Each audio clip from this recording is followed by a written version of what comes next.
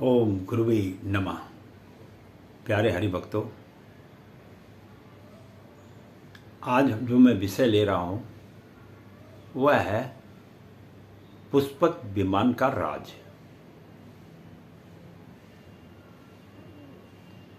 आप सबको पता है रावण के पास में एक पुष्पक विमान था। उसके बारे में मैं आपको बताऊंगा कि आखिर वो अंत में गया कहाँ।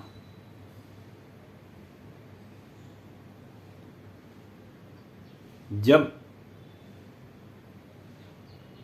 विश्वश्रवा के पुत्र कुबेर ने ब्रह्मा जी की आराधना की तो ब्रह्मा जी ने प्रसन्न होकर कुबेर को जो है एक पुष्पक विमान दिया, जिसे दिव्य रथ भी कहा जाता है, और साथ में लंका का राज्य भी दिया। इस बात के बारे में भी आप लोगों को पता है। लेकिन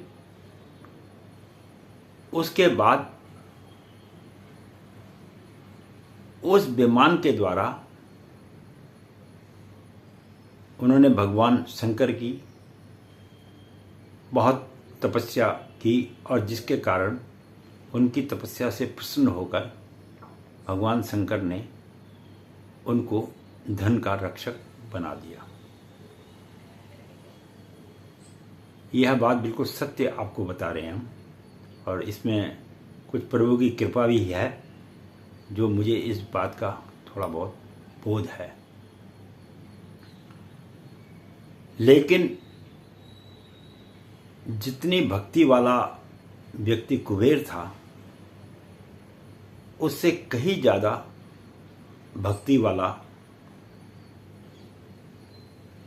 और शास्त्रों का ज्ञाता रावण था।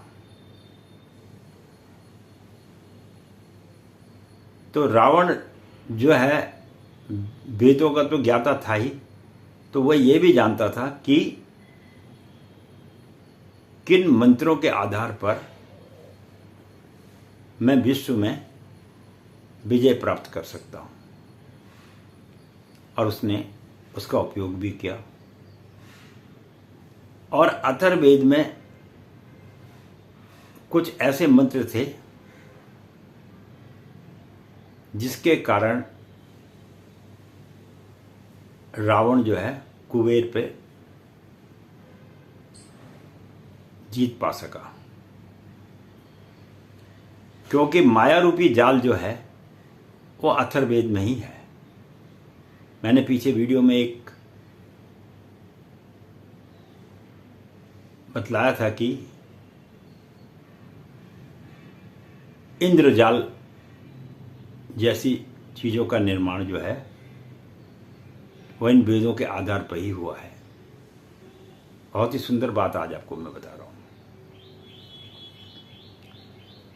अब जब कुबेर ने खूब तपस्या करी तो उसके बाद जब भोले शंकर की भी तपस्या की तो भोले शंकर ने प्रसन्न होकर बोला कि कुबेर, ब्रह्मा जी की तो उन पर कृपा थी, तो साथ में भगवान शिव ने उन पर कृपा करके उनको धन का रक्षक बना दिया। अब भगवान विष्णु की भी उन पर कृपा हुई, क्योंकि विष्णु जी जो हैं वो शंकर भगवान को बहुत मानते थे और ब्रह्मा जी को भी मानते थे। अब उन्होंने बोला कि अगर मैं कुबेर के साथ रहूँगा तो मुझे अपनी बात को कहने के लिए इनको मनाना पड़ेगा।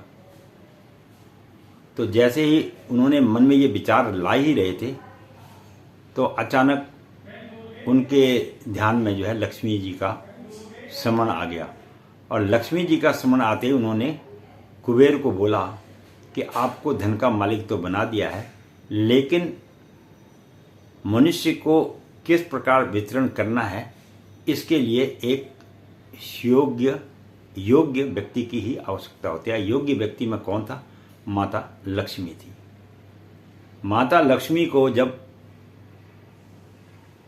कुबेर के साथ में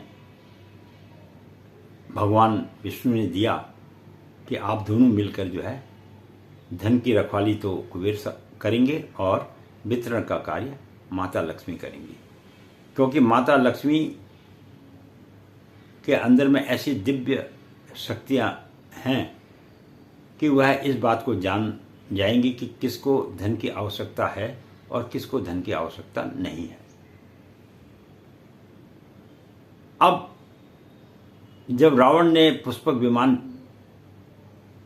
छल से कुबेर से छीन लिया तो कुबेर लंका छोड़कर चले गए अलकापुरी में। अब तदुपरांत क्या हुआ कि बहुत समय तक जब रावण और राम का युद्ध हुआ तो भगवान राम ने या माता सीता ने कहो, कुछ व्यक्तियों को अमरता का वरदान दे दिया। जैसे हनुमान जी को अमरता का वरदान मिला और सुग्रीव को मिला और रावण के भाई विभीषण को भी मिला। उनसे बोला कि आप लोगों ने मेरी बड़ी मदद की है, इसलिए जो है आप चिरंजीवी रहेंगे और अपने राज्य को सुचारू रूप से चलाते रहेंगे। तो कुछ लोगों को चिरंजीवी वरदान भगवान राम ने दिया, कुछ को भगवान शिव ने दिया। ये नहीं आप जैसे कृपाचार्य जी हैं उनको किसी ने दिया, परशुराम जी को भगवान शिव ने दिया, अश्वत्थामा को उसके पिता ने दिया। इस प्रकार से कई लोगों को अलग अलग दिया। तो जब भगवान राम ने रावण पे विजय प्राप्त कर ली तो उन्होंने बोला मैंने सबको तो सब कुछ दिया, लेकिन कुबेर भी अपने में स्वयं भगवान हैं। उन्होंने बोला इनके साथ भी अन्याय हुआ है, क्योंकि मैं यहाँ न्याय करने के लिए पृथ्वी पर आया हूँ, तो कुबेर के साथ अन्याय नहीं होना चाहिए। तो विभीषण ने राम जी से कहा कि प्रभु क्या इस रथ की जो दिव्य रथ है, पुष्पक विमान है, इसकी आवश्यकता आपको है? तो भगवान ने बोला मुझे इसकी कोई आवश्यकता नहीं है, क्योंकि पर नारी पर धन, दूसरे का धन, दूसरे की स्त्री और दूसरे का वैभव लेना अच्छी बात नहीं है। ये जो पुष्पक विमान है ये ब्रह्मा जी द्वारा कुबेर को उनकी तपस्या का फल के रूप में प्रदान किया गया है, और यह विमान जो है उन्हीं को आप, मेरी अंतिम इच्छा यही है कि आप ये विमान उन्हीं को लौटा दीजिए। अब विभीषण जो थे वो राम के प्रिय भक्त थे। उन्होंने बोला ये बात तो बहुत उत्तम बात बोली है कि प्रभु की आज्ञा भी है, और उनको मानते भी थे। इन्होंने इतना बड़ा राज्य मुझे दिया तो मेरा भी दायित्व तो बनता है कि अगर प्रभु ने, क्योंकि वो उन्हें एक राजा ना मान के भगवान, स्वयं भगवान के रूप में मानते थे, इसलिए उनका स्मरण भी करते रहते थे। तो प्रभु राम की आज्ञा मानकर विभीषण ने वो दिव्य रथ जो है कुबेर को दे दिया। अब कुबेर जी के पास तो दिव्य शक्तियां थी, और उनको उनका रथ मिलने के बाद वो अपनी दिव्य शक्ति के साथ अदृश्य हो गए। ये नहीं कि कुबेर जी आज हैं नहीं, कुबेर हैं, वही हमारे को धन की प्राप्ति कराते हैं, कुबेर जी हैं। और मैंने ये बात पहले भी आपको कही थी कि आप लोगों की दृष्टि इतनी दिव्य दृष्टि नहीं है कि आप इन महान आत्माओं को देख सकें।